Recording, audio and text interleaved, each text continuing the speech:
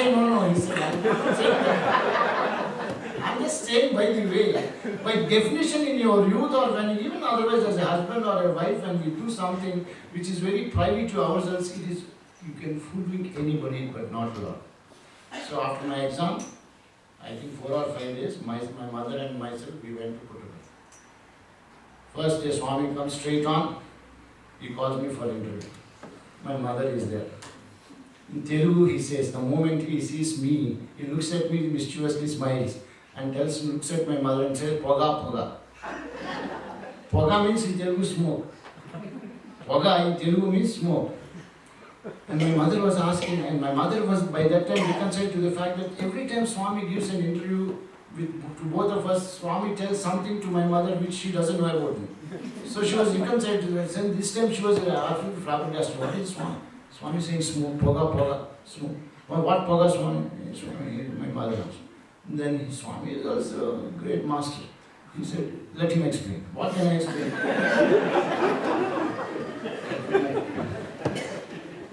I dare not. I mean, my heart was pounding, honestly. My heart was pounding like nobody because... Anyway, then Swami, whatever I explained to you just now, he told my mother in Telugu. And then he tells at the end, told her, that boy might have asked you, but you should have your common sense. Swami told you so many things. Why are you doing that? Take my word for it, sir. That was the last cigarette. After that, of course, cigarette sawari nahi. But what I am trying to tell you is, you can hoodwink anybody but not Bhagavan. In fact, I was telling in the car one of the experiences because I was asked to just share my thoughts. There used to be a boy, I don't forget the name of that boy, but that boy's name is incidental, but the experience is more fundamental in the context of our discussing Swami's omniscience, omnipresence, and omnipotence. He was supposed to be the best boy in the hostel. He was the darling of the warden, he was the darling of the professors because he was the good in his studies and also in his extracurricular activities, excellent. Swami comes to him in the veranda, looks at the boy, looks at the warden and says, this fellow is behaving badly. This boy is behaving badly. People are aghast, everybody is aghast. He is supposed to be the numero uno in the university instead of studies, instead of sports and all. See, that's why there is a saying in English language. Reputation is what others think you are. Character is what God knows you are. Reputation is what others think you are. Character is what Swami knows you are. God is Swami himself. They were aghast. That boy, Swami was looking at him intently. He was not replying. What do you reply? See, when your conscience pricks, you cannot reply in front of Bhagavan. You dare not. So, Swami then created a photograph. What does that photograph show? That boy, before coming to darshan, he was smoking on the Chitravati side in Prashanti Nilayam. Swami took that photograph and showed. Swami is taking photographs of all of us 365 days, 24 hours, 7 days a week. That is what Swami said, my conscience. Chitragupta, he says. When he said Chitragupta, it actually means, in my heart of hearts, I may not tell my parents, or I may not tell my wife or husband or whoever, but when I hit this sack, my conscience tells me. In that context, I think all of you are actually into Swami's fold. Let me tell you about doing service. Volunteer. I told you Swami is a master punner. He has punned volunteer as wall, the cement wall, and tear. Wall and tear. What does it mean? As a volunteer or a person who is doing service, I behave without sympathy and empathy, right roughshod out of that gentleman or whomever I'm supposed to serve. Yet, when somebody asks you that question, you fall into tears. It's an actual thing which has happened. Let me narrate that experience, which I mentioned in Prashanti when I spoke on the New Year's Day in 2017. It was 75 Dasra, 1975 Dasra. I used to do the interview room duty. Interview room duty means we are supposed to be in the interview room and take care of all the things there. I was one of the interview room boys. During Dasra, you must be knowing, there is a Jhula festival. And if you see any of the old Jhulas, so much these things are not there. you'll find that there are golden knobs on the four sides of the jula. Those golden knobs are actually knobs which you have to fix up at that point of time and then take. These golden knobs used to be with Swami. Swami used to give us, and for my six years when I was with Bhagavan, Swami always used to give me during the Dasara festival just before Jula. He used to call me, give me that knobs, four knobs, gold knobs. It is my duty to go along with Swami, set up those four knobs, and immediately after the Jula festival, Jula is over, remove that. See, mind you, it's a subtle thing. As an interview room duty boy, I am or we are supposed to be sitting there only. Even if Swami goes to Purnichandra auditorium, we have to sit only there in Prashant Ringam in front of the interview room, guarding that particular place or sit there. That is our duty place. We cannot budge from there. That was our given duty. But Swami also out of his infinite love, just to give us a chance so that we don't cry or Bhaskar doesn't cry. He used to say, you take these knobs, come with me, put the knobs, and immediately after Jula, along with Swami, we used to go. So that day, Dasara, I think it was Purnahuti day, it was over. Purnahuti was over in the morning. That is the Yajnam, the final day of Yajnam, all the offerings have been done. And then we were walking back. I took the gold knobs, I was walking behind Swami Karunya, Bhagavantam, those days, all of them. Suddenly, as Swami was walking midway, mind you that time it was sand, and Swami was there was no Yajur Mandir that time. So walking, suddenly there was one lady shrieked loudly. She shouted very loudly. That time, if some of you know the old timers, there used to be Raman Rao with Swami. Raman Rao, recently he passed away. Raman Rao was the Sevadal convener of Andhra Pradesh at that time. And he was very dear to Swami, he was always with Swami. He was also coming with us. He was walking with Swami, we were all behind Swami. Swami immediately heard that and said, Raman Rao, go. Raman Rao, please go, find out. I think one lady has fallen down. Take care. Speak to the volunteers. This is what exactly it was. Speak in Telugu. Volunteers to Matladra, he said, and he walked. Mind you, Swami's practice is whenever any speech is there or whenever any program is there, when he used to take us inside, whoever was inside with him, he used to talk about that particular program. In case it is a speech, he used to say, what are the points in his speech? If you have any doubt, please ask me. And those discussions used to happen, and that has been the standard feature at the physical level. So we went inside, Swami went inside, we all sat inside, and Swami, we were discussing about that particular evening program, Jula program, and there were two ministers who spoke, Swami was discussing about it. And I was standing, if you know, interview room, as soon as you close the door, I was standing in front of the door, Swami Simhasana is to the corner. So he was sitting there, and I was Mr. Raman Rao trooped in. Mr. Raman Rao trooped in at a point when there were discussions relating to the evening program. The moment he came, and he stood by my side. And Swami asked him, am I this? He said, with his forehead hands, he said, Swami, one lady fell down. She became unconscious. Doctors have revived her. But just to ensure that, because she was trampled upon by ladies when the ladies were actually struggling to see Swami, they ran in a big group, so that lady was trampled upon. So, but for observation, doctors have taken to general hospitals. This is what he said. Then Swami asked, what about, did you speak to the volunteers? Swami asked, did you speak to the volunteers? Swami cheppan Swami. What did they say? In Telugu he said, Swami cheppi chappakmundale vallu chesaru. Even before I could speak anything, they started crying Swami. Understand?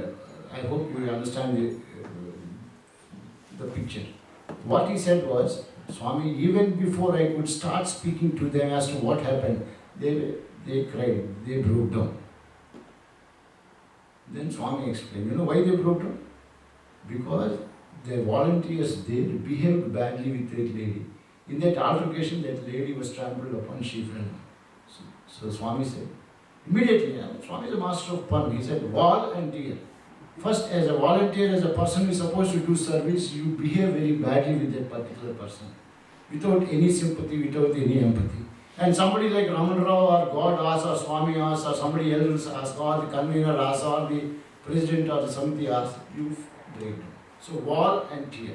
So if you want to be a volunteer, you need to be really a volunteer. You cannot afford not to have empathy and sympathy with the other person whom you are supposed to serve.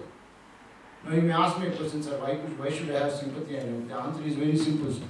Swami calls you and me Divyatma Swaruplar, Prema Swaruplar. What does it mean? I give the analogy of a white piece of paper. All our protrusions, the same Atma is there on all of us. When I believe sincerely that you and I are the same Swami is there in front of you, in front of me. When I put a namaskar, what is it that I am doing? My divinity and my humanity together, I am putting it from the bottom of my heart. I am actually doing namaskar to the divinity in front of me. That is what is the inner meaning of namaskar. When you say Saira, when you say namaskar, yet when you are asked to do a service, independent of the circumstances, independent of the particular incident which is occurring, you should not, must not, cannot afford to be egoistic. Basically that comes from egoism. You should not be egoistic and you should deal with sympathy and empathy with that person. So that is insofar as doing service is concerned. Apart from this, Swami was a person, at a physical level. If anybody had jealousy, he would not even go to that side. He used to tell, as a fish, selfish, there's fishy smell there, he never used to go to that. I'll tell you a small experience of mine, just to bring home the fact as to how is that Swami never liked somebody being jealous.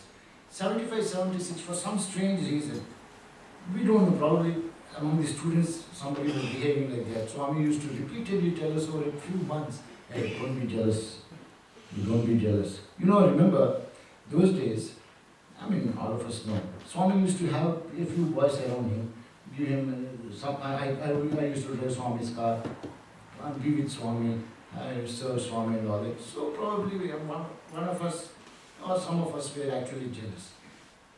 So he would repeatedly tell. And in those 6 years, whenever Swami went to Ooty, it so happened that in every time when Swami went to Ooty, I was there as a part of his entourage. Most of the times I used to travel in his car.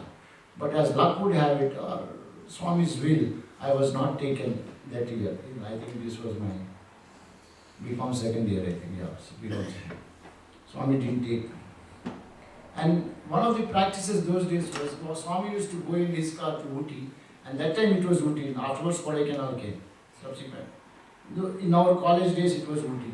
And every year we used to go promptly, after summer course, a few of us Swami used to take to Ooty. So in that particular tour he didn't take me. And the practice is, after Swami's car leaves, normally in the evening another car leaves, either Mrs. Bhattulal's car or some other devotee leaves from Vrindavan, taking some more items in the car. So our practice is, mind you, Swami always used to say, don't speak. As students we were not asked, you have to preserve your energy, don't speak. So Swami, instead of speaking, another thing is, you don't have much time to speak with Swami after all. Swami is so busy with so many other people. So he used to expect us to write letters. And Swami, in fact, loved to read the letters of students. So I wrote a letter. It was a very simple letter. The sum and substance of that letter, apart from other things, was, Swami, this time you are not taken. Doesn't matter. Never mind, doesn't matter.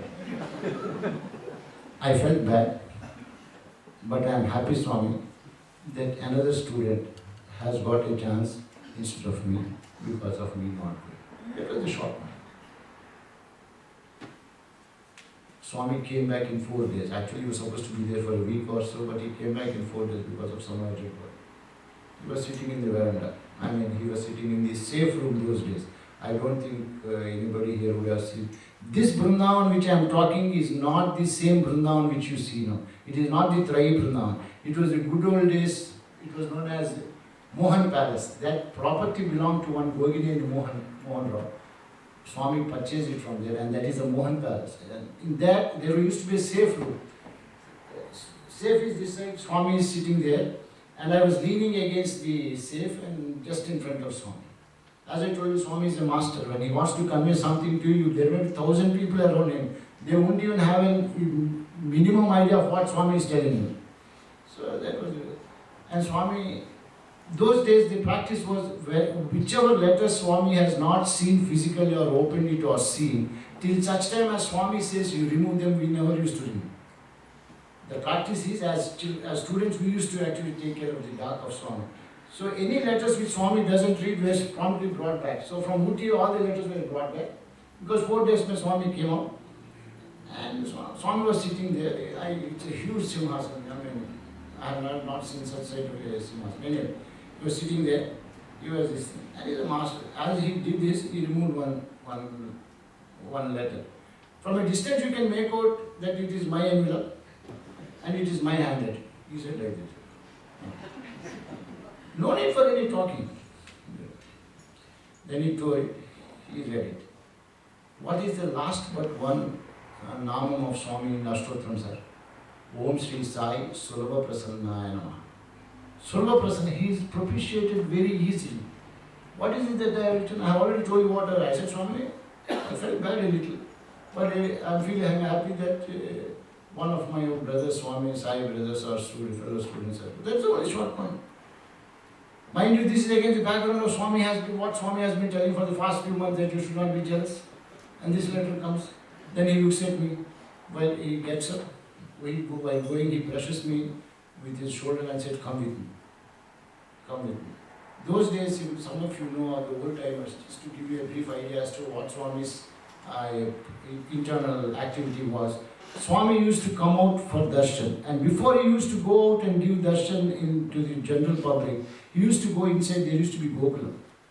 I used to be in charge of Gokulam those days. Those days there were 120 animals were there, an agro farm, around 65, Swami purchased 65 acres where I used to look into the cultivation. So